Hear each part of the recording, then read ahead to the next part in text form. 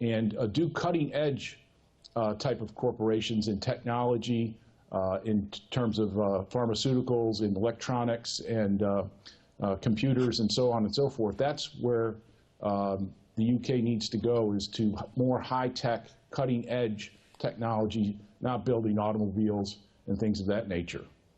Tony Glasling, on 2 occasions you mentioned, that I counted, you mentioned that the EU wants to punish the UK. Now, I'm going to use Mark Thornton's words that it's not like the EU has such a shiny report card in terms of its economic stats when you look at it as a whole, especially with 3 countries such as France, Italy, and Spain running such high debts. So how do you think the EU, based on what you have said, is going to punish the UK in terms of these talks? Well, this is what it will do. I think this is what we'll be seeing, and it's what we've already seen from Brussels, is really just simply harsh words for Britain, saying, you know, you're not going to get what you want. It's going to be basically a minimal deal from us. We're going, you know, we're not going to negotiate unless we absolutely have to. And it's an arrogance, which I think is the reason why so many people across Europe, looking at the financial record of Brussels and also the record of dealing with the migrant crisis particularly, have decided that they don't want much more to do with Brussels. Of course, the reason for that is that nobody in Europe has ever elected anybody to run the EU.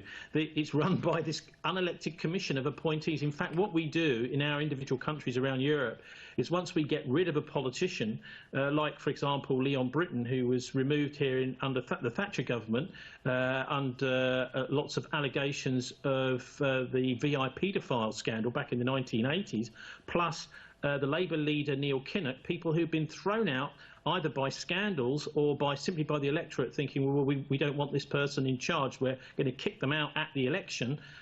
These people are then put in charge of Europe at the European Commission. So that's one of the reasons I think they just don't stand much chance at all of succeeding in this project anymore.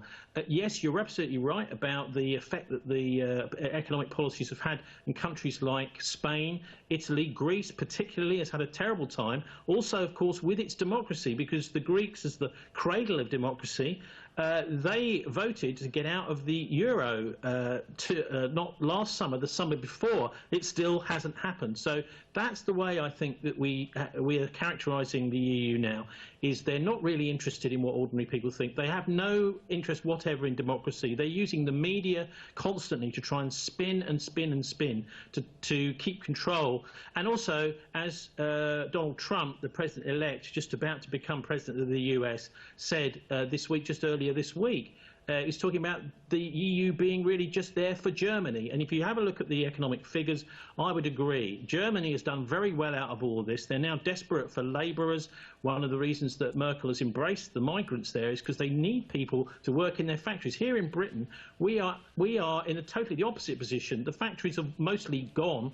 And the migrant labour is simply being used to undermine the basic working conditions of everybody here. That isn't surprising, really. It shouldn't be too much of a surprise, because the EU, I think, has been effectively designed. It was designed in 1942 in Berlin. Many people point to this document, the Europäische Wirtschaftsgemeinschaft, designed in Nazi Germany to run an occupied Europe. And there is evidence that this is the model that the EU was built on, this thing from 1942 that the Nazis cooked up. And also, I would suggest people look at the survival after World War II of Hitler's treasurer, Martin Bormann, because there's been a lot of contention about whether this guy really survived the war. I can tell you almost 100% that he did survive, and there's been a big attempt to cover up whether he did survive. He survived in South America, and there's some very good evidence.